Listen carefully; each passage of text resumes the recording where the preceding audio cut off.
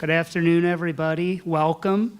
My name is Jim Leonard. I'm the Commissioner of the Department of Records for the City of Philadelphia, and the department responsible for the care and preservation of the city archives. Welcome to our grand opening of our new home at 548 Spring Garden Street. As many of you already, thank you.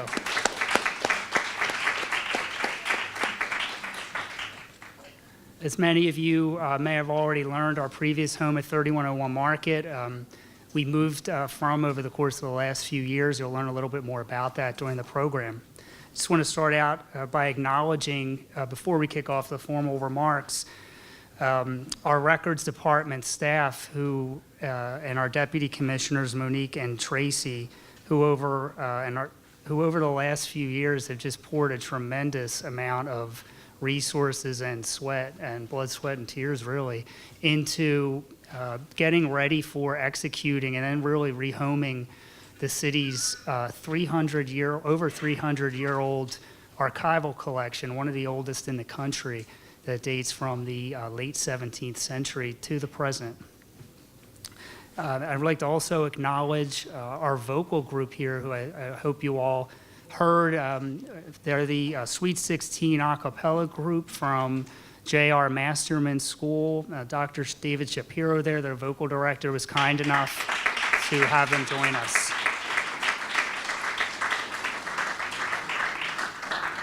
So real quickly before I start, what are the city archives? Like I said, they're over 300 years old. They contain the document and photographic history of the city of Philadelphia, really seen through the lens of its municipal government. So what we have in our collection, which is extremely extensive, over 39,000 volumes of materials, over 15,000 boxes of materials, hundreds of films, 2 million photograph collection dating from the mid-19th century to the present, really illuminates the city's history, as I said, through its city departments, through its court system, through our mayor's office, through our city council, and all its agencies.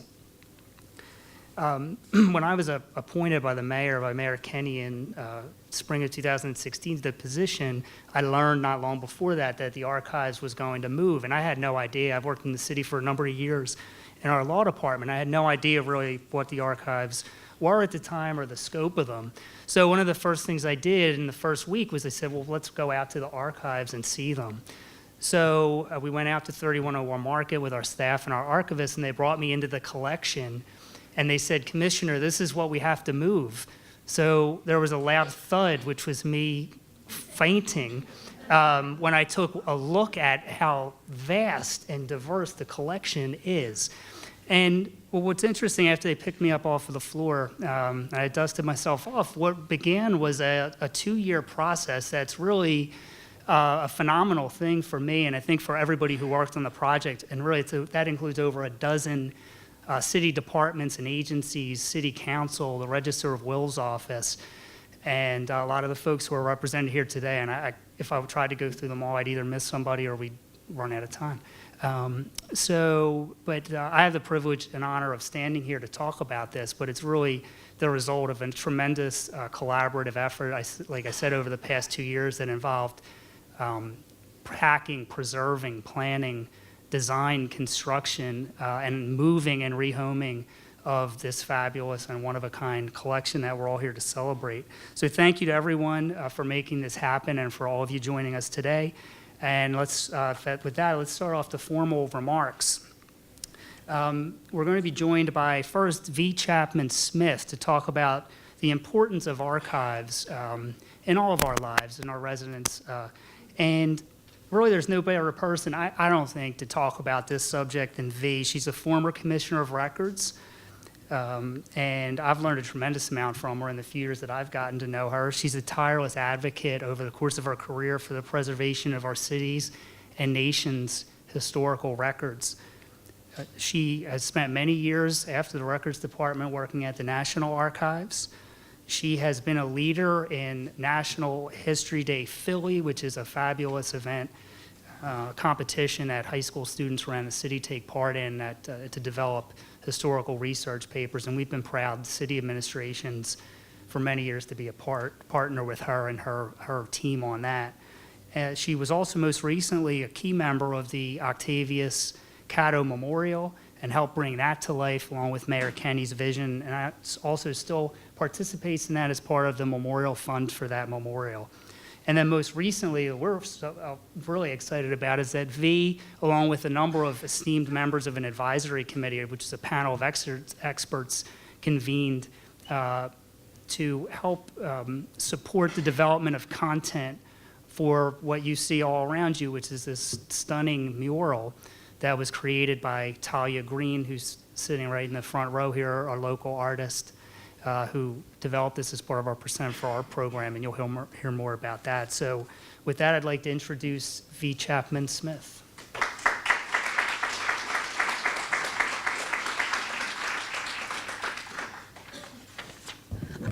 Thank you very much, Commissioner Leonard. And also, I want to thank Deputy Commissioner Williams for inviting me today to say a few remarks. And I actually focused my remarks a little more narrower than just the importance of archives, because I really feel that people really have to know the importance of this archives. In many ways, this phenomenal institution has been little understood. And as a former records commissioner and a person who's had the privilege of serving over 30 years in executive leadership capacities in several of our nation's significant archives and history institutions, it is through this lens that I view what the archives, the city archives here, represents not only to Philadelphia, but to our nation. To truly appreciate this archives, it is important to know what is held in this vast treasure trove, some of which Jim gave you a little bit of an idea. But it's also important to understand not just what is here, but what our city represents to the story of our nation. Most of you will agree that when I say Philadelphia is a special place, you all go, yes. The city of William Penn's great experiment in governance, religious liberties, and individual rights has a unique position in the story of our nation. And the place to really tell this story from the beginning begins with this city archives. And Jim mentioned the fact that the records here go back over 300 years. And 300 years is longer than the founding of our nation. Keep that in mind. William Penn's vision shaped the early multicultural foundations of our city. The archives tell the story of city governance, its structure, its impact on our citizens, as well as multiculturalism that has been present in America before the founding of our nation. This archives documents the rights and entitlements of Philadelphia citizens. Unlike many other repositories in our city, this city archives is a true archives, and it is not a special collection of fragmented history, artifacts, and materials. This tells the story from the beginning to today. This archives documents the lifespan of our city government, dating from colonial times.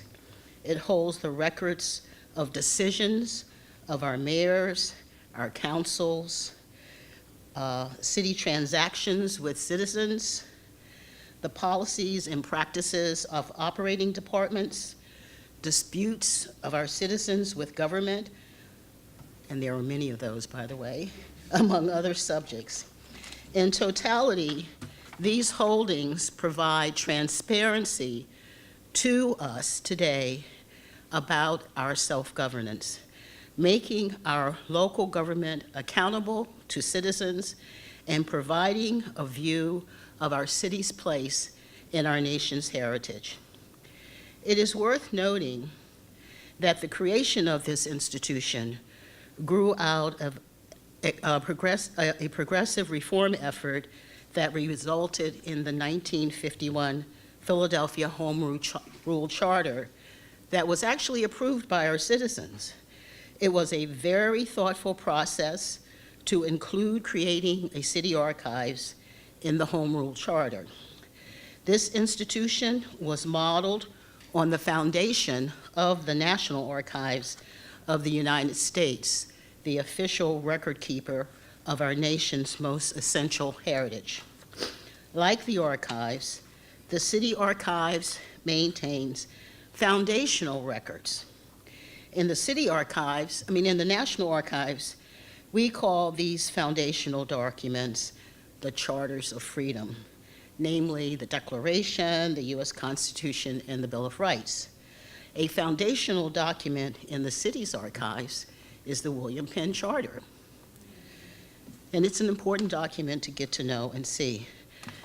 This city archives also holds the essential records needed by municipal agencies and our citizens, among them ordinances, laws, registries, like burial and property records. These records are akin to the national, legislative, and citizenship records held by the National Archives. For Philadelphia, these records provide the evidence of how our city has changed and grown over centuries, and how our citizens have engaged with the government and its officials to make us who we are today. They are also evidence of the life and ownership of such things as property. So our property records go back virtually to the beginning. There are some people who have characterized the city archives as holdings of boring government records. But just as the National Archives shows us that these type of records are essential to the workings of our democracy, and the archives is an institution for and of the American people, this city archives holds the records and stories of all of us, of every one of us. This city archives is the archives for and of the people of Philadelphia. Also importantly to our nation, the Philadelphia City Archives evidences the earliest democratic practices and principles in our nation, which by the time of the Constitutional Convention made Philadelphia and Pennsylvania way too progressive an environment for many of our founding fathers to have this place, this city, become the national capital. We had a long history of populist democracy by then, and that's not exactly what was the plan with the founding of our nation. It was more restrictive. So this place provides a deeper and on-the-ground view of our democracy in ways that is not reflected through the founding of our country. There are many nationally significant stories in this archives, and only a few of them have been revealed. Some of them are going to be revealed to you in this fabulous, I just don't know how, this piece of art just makes my heart flutter. Because first of all, I know how much work Talia put in it, and I know the kind of participation she got from her advisors. But it brings forth stories that some of you may never have even heard of, but are significant not only to the city, but to our nation. Some of them have been forgotten stories, like the story of the Ganges Africans who escaped enslavement 40 years before the Amistad event. And it happened here in Philadelphia. These enslaved Africans found their freedom and were able to become citizens of Pennsylvania, many of them living in Philadelphia. It also has the story of Philadelphia leaders in their official positions who advanced early abolition and anti-slavery efforts in our nation. The records of the bustling commerce in the city, particularly at the port, which got Philadelphia to be named America's first city, an international global hub. We often see ourselves today as the global city, but we've always been a global city, and the records to support that are here. The archives also shows us how official policies for the care of children over time made Philadelphia one of the bright lights in our nation for the progressive era for social reform. So what I say to you is that today is an opportunity for all of us to become familiar with this great place and to understand how we became Penn's City of Brotherly Love. Not always in a positive way, because there were always contention there, but there was a vision there with William Penn, and there's a lot here that shows the effort to get towards a vision of what we could be. I want to congratulate Commissioner Leonard and his team for giving these important assets a home they deserve, where they can be cared for and protected for current and future generations.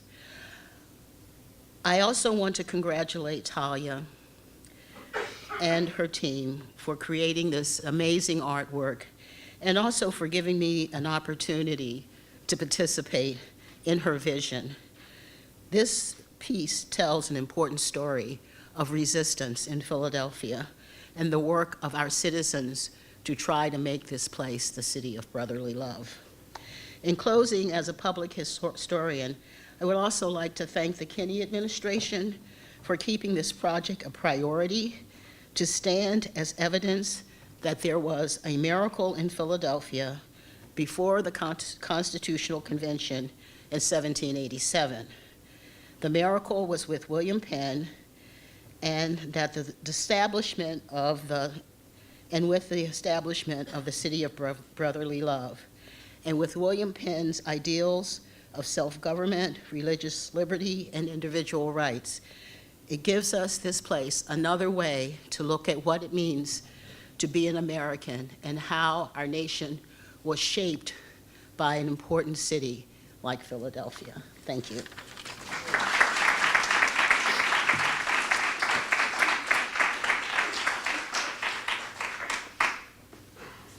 Thank you, V. Our next speaker is going to be Margot Berg. Margot Berg is the Public Art Director for the City of Philadelphia and has held that position since 2006. She's located, the Public Art Program, Percent for Art Program, is located in the Mayor's Office for Arts, Culture, and the Creative Economy. And Margot is joining us to speak about the Percent for Art Program and the place in which our mural here was developed and to place it in its proper context. Margot?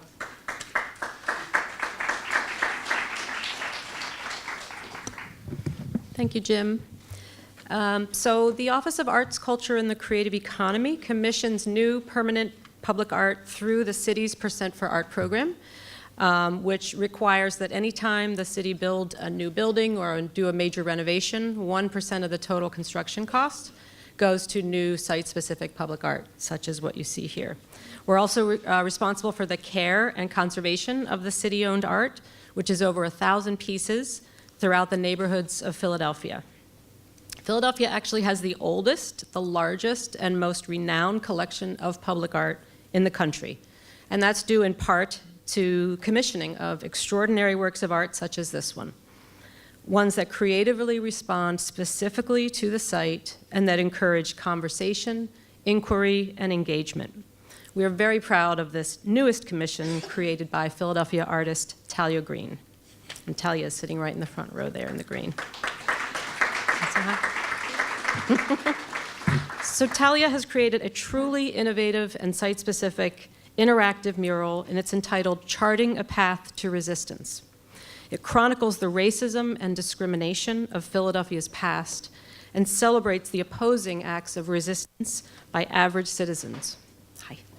Using augmented reality combined with documents from the city's archives collection to highlight this history, the artwork focuses specifically on the issues of abolitionism and housing discrimination in Philadelphia. For example, one of the archival documents that's highlighted in the mural is the death certificate of the civil rights activist Octavius Catto, along with the facts of his tragic murder at the corner of 9th and South in 1871. So Talia worked with the local firm of Center City Film and Video to create a new app, which is downloadable to your phone, and if you haven't done so yet, I would recommend it. It's free, and it allows you to experience the augmented reality embedded in the artwork. And it's called Resistance Philadelphia, that app. So the mural connects you to archival materials that speak to Philadelphia's abolitionist movement, as well as the history and impact specifically of redlining in our city. And redlining maps were used, if you're not familiar with it, starting in the 1930s to deny African Americans access to financing and other services, preventing them from purchasing homes in certain neighborhoods of the city and reinforcing segregation and inequity. The mural's design is inspired by the historic maps that Talia found in the archives, which chart the development of Philadelphia's street system and the conversion of our natural waterways to sewers.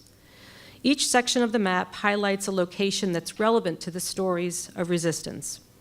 As you walk along the mural, you'll notice that sections of the map are cut out, these squares, revealing archival documents about notable people, events, or organizations that are relevant to these two stories of abolitionism and housing discrimination. The documents with the red outlines, which she calls hotspots, become gateways to more information, which are revealed through the use of that app. The project was a complex and ambitious undertaking, and Talia enlisted a committee of expert advisors to develop all of the historical content for the app. And the committee included representatives of the School District of Philadelphia, local universities and institutions, and numerous historians locally and from across the country, including V. Chapman Smith, from whom we just heard. This new artwork is a visual representation and celebration of the extraordinary archives collection, which invites the public to more deeply investigate these critically important facts and events of our not-so-distant past. And it's the first ever augmented reality artwork in Philadelphia.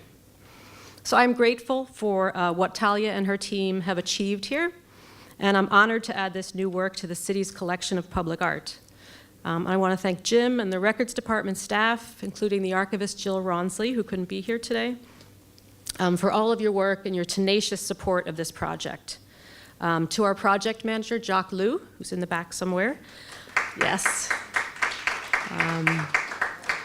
And a thank you and big congratulations to Talia Green and to all of the members of the committee who collaborated on this rich and multifaceted project that will inform, enlighten, and engage visitors for many years to come. Thank you.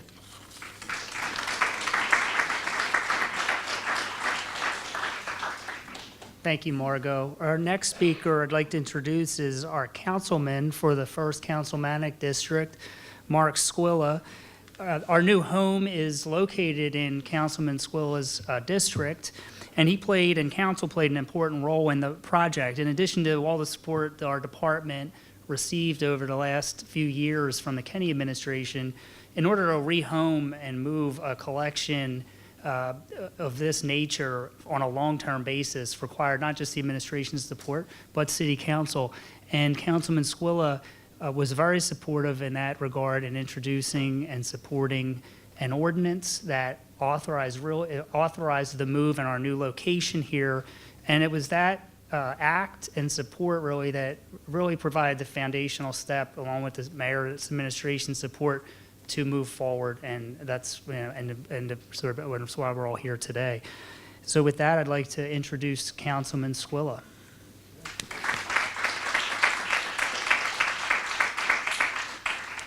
And thank you. And as you heard, the true collaboration with the administration and council to make something like this happen. And what's exciting about this location is its accessibility and how it is close to transportation, and that we could get people to come and visit this site. And not only visit it, but visit it in a brand new site that has climate control to not only make it comfortable for the folks that are coming here, but to be able to preserve our archives long into the future. They have some council information that dates back 100 years, and documents and those things that you want to be able to go through. And, being the city that actually created this country, we should be really excited about being able to preserve it. And this gives us that opportunity to do that. And in a building that's a state-of-the-art, it's handicap accessible, has 65,000 square feet, 20 parking spaces, and again, it's so accessible to public transportation. But the money that was put into this really shows both the administration and council support to how to be able to maintain the archives and how important it is to the city of Philadelphia. The expansion structure is environmentally friendly, unofficially following recommendations from the Leadership of Energy and Environmental Design, the National Building of Industry recognized certification processes developed by the U.S. Green Building Council nonprofit. The processes encourage energy, water efficiency construction using sustainable materials and resources. So really thought about everything and bringing this together. And what's great about this is now this is really engaged in a walkable area of the city that really wasn't walkable before. And you have the collaboration with Yards right next door and a Target store, and how they were able to combine all the uses here to make it someplace where it becomes almost a destination. So you could go shopping, have a drink, and come look at some archives. So it's great. And these things don't happen by themselves, so it takes great leadership, and I want to thank Bridget Greenwald from Public Property. I think she's here. Oh, she's in the back. For really pushing this forward and making us understand how important it was.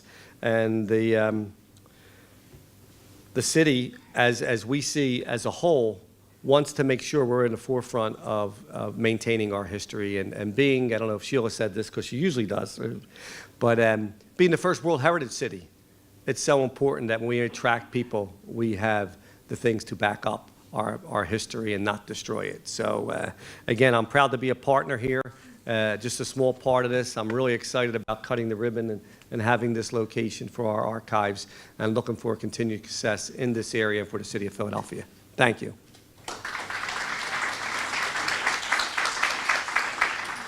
Thank you, Councilman. And now our last speaker today is Sheila Hess. Sheila serves as the city representative for the city of Philadelphia. And when we were getting ready we started to think about this event and how to celebrate the grand opening, I thought of Sheila, because I needed some help to sort of put this division together to make this really special. So I reached out to Sheila, and she really, to her credit, and she has my sincere thanks, allowed us to have the expertise and planning of her staff to really pull off what I think is a great event that really leaves an impression on everybody just how special this is. Sheila?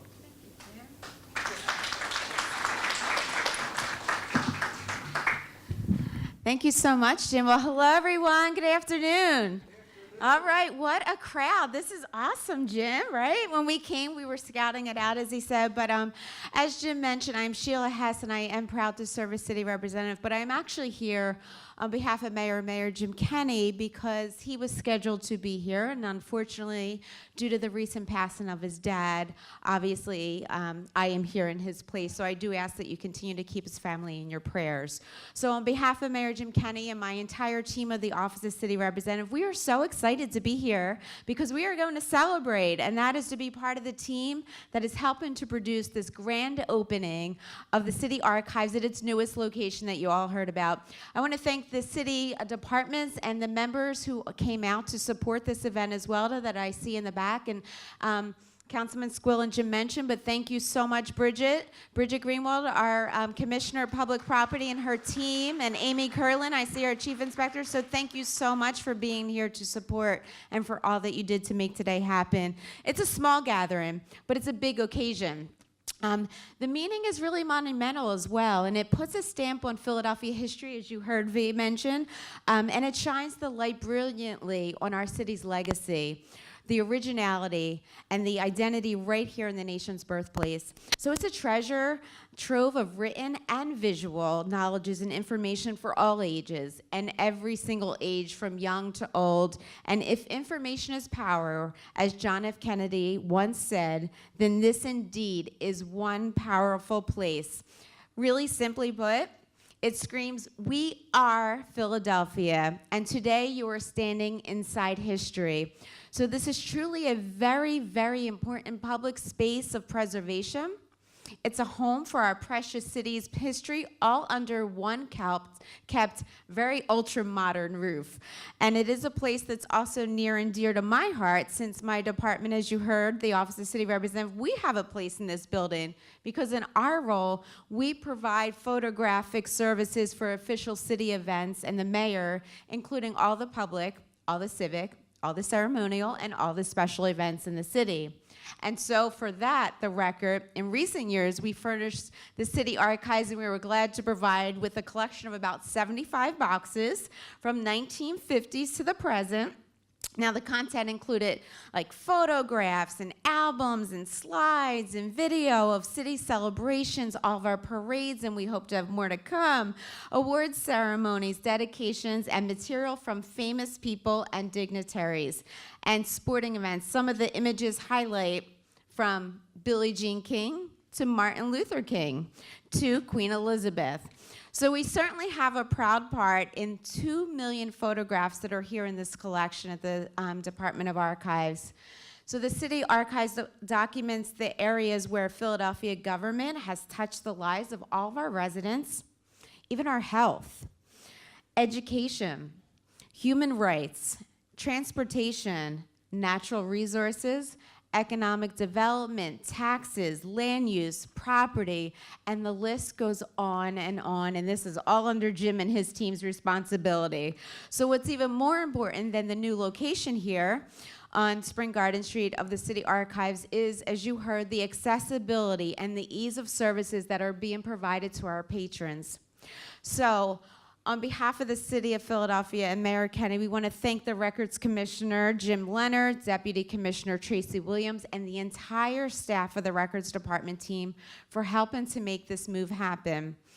This new site is a culmination of a multi-year effort, but not only the Department of Records, but numerous other city departments, all of which share the goal of ensuring that it's a safe relocation of records, documenting, as you heard V say, over 300 years of our collective history.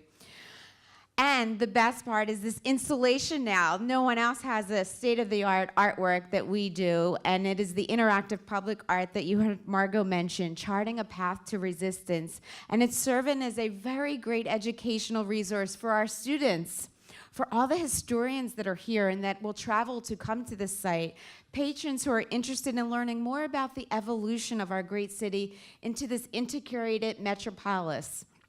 It's going to provide informative storytelling about many of the civic pioneers who charted the potholed path for change and social justice. So we want to thank the Office of Arts, Culture, and the Creative Economy, Kelly Lee, Margot Bird, Jacques Liu, Carrie Liebert, and for all their efforts in commissioning this beautiful artwork. And of course, to the artist, Talia Green, for this interactive mural. So thank you so much for sharing your talent for all of us to learn and enjoy. We encourage all of our residents to come check it out. As you can tell, especially for those in the media who went on a tour earlier, it's a super special place. I hope you all are enthused and enlightened by this remarkable repository. And we also, as Councilman Squill said, we have developed incredible partnerships with our neighbors. We want to thank Yards Brewery as well, who helped with today's event. So congratulations, and I know we are all looking forward to officially open with this cutting of the ribbon. So thank you for sharing your story with all of us, and we hope you enjoy. Thanks.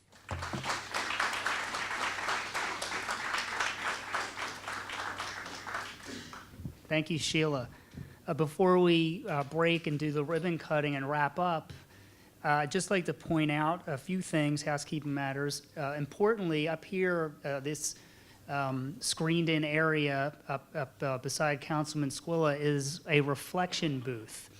Some of you may have already used it, but we encourage you really strongly to try it out. What you see on the outside is the screening are reproductions of photos and documents that are used by Talia in her mural and originated in our city archives. And anybody can enter, and their video do a short video and answer one of a few questions and give their reflection on the opening, the art, and what you've learned here and experienced today. So again, we really encourage you to do that. Once it's recorded, you put in your email, it will be emailed to you. Everybody's excited. It's